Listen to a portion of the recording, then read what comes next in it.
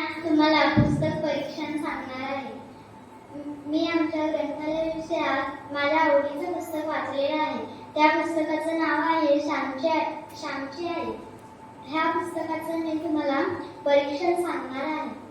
माझ्या पुस्तकाचे नाव आहे श्यामची आई. याचे लेखक आहेत साने गुरुजी.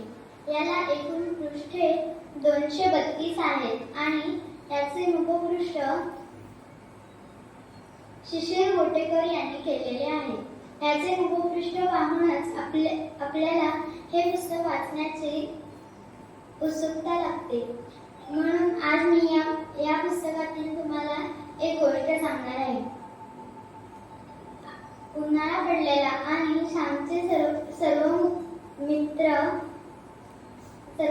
पोहायला जात होते, पण श्यामला पोहायला येत नसल्यामुळे श्याम घरात लपून राहत होता. त्याच्या आईने कितीतरी वेळा त्याला सांगितलेलं होतं की श्याम पोहायला जा.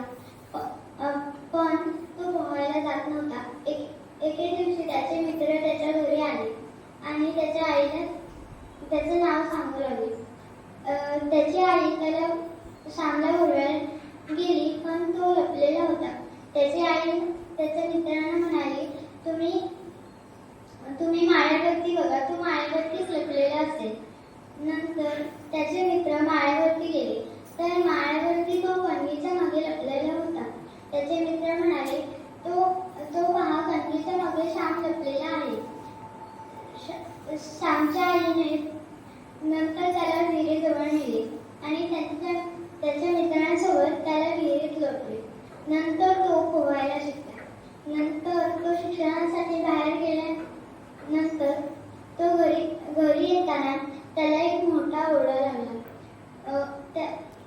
त्याने तो ओढा, माझ्या आईने मला पोहायला शिकवले नसते तर आता मी इथून गेलोच नसतो. धन्यवाद.